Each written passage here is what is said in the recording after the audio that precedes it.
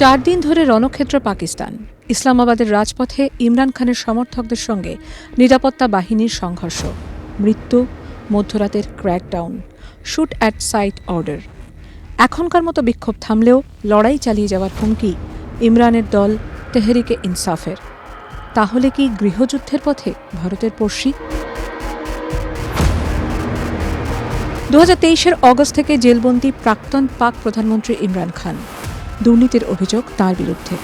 13 November jail থেকেই ইসলামাবাদের উদ্দেশ্যে long মার্চের ডাক দেন ইমরান। রীতিমতো যুদ্ধ ঘোষণার ঢঙে এই তাঁর শেষ আহ্বান বলে বিবৃতি দেন।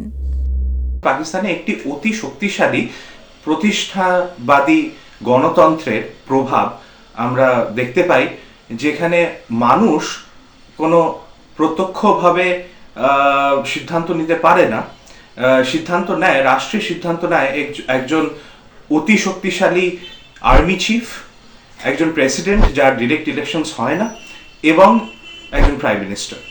এবং আমার মনে হয় এই তিনজন ব্যক্তির জন্যই পাকিস্তানের আজকে যত অসুবিধে। আর আমরা সবাই জানি যে পাকিস্তানে যে প্রাইম মিনিস্টার হয় কিছুদিন পরে সেই জেলবন্দি আসামি হয়ে যায়।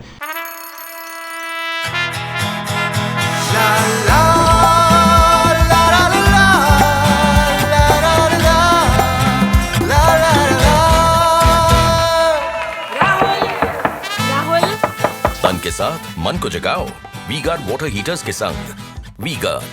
24 নভেম্বরের লং মার্চে যোগ দেন হাজার হাজার পিটিআই নেতাকর্মীরা। তেহরিকে ইনসাফ বা পিটিআই এর শক্ত ঘাঁটি খাইবার পাখতুনখোয়া, সেখান থেকে দলে দলে ইসলামাবাদের উদ্দেশ্যে রওনা দেন কর্মী সমর্থকেরা। নেতৃত্বে ইমরানের স্ত্রী বুশরা বিবি আর খাইবার পাখতুনখোয়ার মুখ্যমন্ত্রী আলী আমিন গান্ডাপুর। সোমবার সন্ধ্যায় ইসলামাবাদে পৌঁছয় মিছিল। বিক্ষোভ সংঘর্ষে বদলাতে বেশি সময় লাগেনি। অভিযোগ, বিক্ষোভকারীদের গুলিতে মৃত্যু অন্তত 6 পুলিশ আধিকারিকের। দুপক্ষে আহত 200 জনেরও বেশি। অন্তত 22টি পুলিশের গাড়িতে আগুন ধরিয়ে দেন বিক্ষোভকারীরা। আসরে নামে সেনা। মাঝরাতে ধরপাকড়ে নামে নিরাপত্তা বাহিনী। গ্রেফতার করা হয় প্রায় 1000 পিটিআই নেতাকর্মীকে। ये फितना है, फितना उस हाथ को तोड़ देंगे जो पाकिस्तान को कुर्बान करना चाहता है। কোন দাবিতে লং মার্চ ইমরানের দলের? সেই অগস্ট থেকে ইমরান খানের মুক্তির দাবিতে একের পর এক বিক্ষোভে পিটিআই। মূলত প্রাক্তন প্রধানমন্ত্রী সহ অন্যান্য রাজনৈতিক বন্দীর মুক্তির দাবিতেই এবারের লং মার্চ। তেহরিকে ইনসাফের দাবি, ফেব্রুয়ারি নির্বাচনে কারচুপি করে জিতেছে পিএমএলএন ও পিপিপি জোট। শাহবাজ শরীফ সরকারের পদত্যাগ চায় ইমরানের দল। সংবিধানের 26তম সংশোধনী বাতিলেরও দাবি পিটিআইয়ের। নিরাপত্তা বাহিনীর রাবার বুলেট আর কাঁদানে গ্যাসের মুখে বুধবার সকাল থেকে ছত্রভঙ্গ হতে শুরু করেন ইমরানের সমর্থকেরা। সরকারের দাবি, বিক্ষোভস্থল ছেড়ে পালিয়ে যান বুশরা এবং গান্ডাপুর। শেষ পর্যন্ত বিক্ষোভ প্রত্যাহার করে নেয় পিটিআই। শেষ নিঃশ্বাস পর্যন্ত ধর্নাস্থল ছাড়বেন না বলেছিলেন বুশরা। आज खान की एक कॉल पे पूरा पाकिस्तान यहाँ इकट्ठा है, ये गवाही दे रहा है कि वो बेगुनाह जेल काट रहे हैं। তার নেতৃত্ব নিয়ে প্রশ্ন উঠেছে দলের ভিতরেই। রাজধানীকে অস্ত্রহীন নাগরিকের হত্যামঞ্চ বানানোর চক্রান্ত করছে শাহবাজ শরীফের সরকার, দাবি পিটিআইয়ের।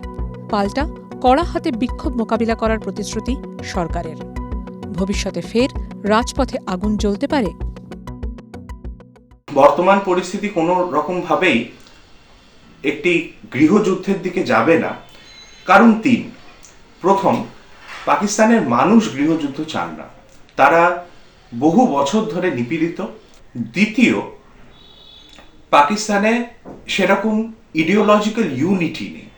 একদিকে মৌলবাদীদের গোষ্ঠী আছে, একদিকে মেইন স্ট্রিম পার্টিসরা আছে, এবং মাঝখানে সন্ত্রাসবাদীরা আছে, যারা ভিন্ন ভিন্ন সময় ভিন্ন ভিন্ন মানুষকে টার্গেট করে, কখনো একসঙ্গে এসে একত্রিতভাবে রাষ্ট্রের বিরুদ্ধে যুদ্ধ করেননি।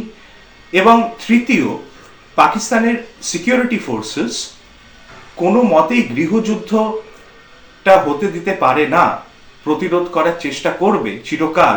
কারণ গৃহযুদ্ধ হলে পাকিস্তানের যে ভূ রাজনৈতিক সত্তা সেটার সংশয় ঘটবে।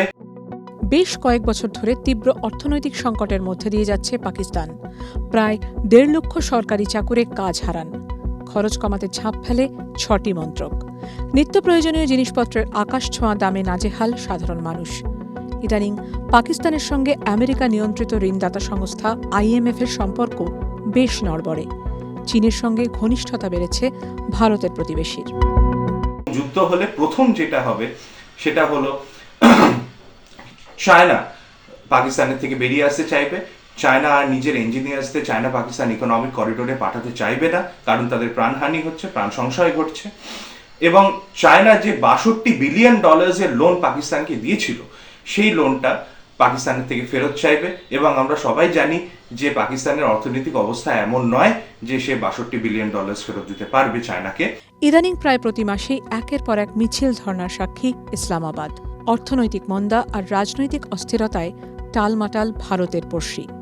PTI এর লং মার্চের ভরাডুবি হলেও থমথমে ইসলামাবাদ। ফের একটা বিক্ষোভ, অশান্তির প্রহর গুনছে পাকিস্তানের রাজধানী।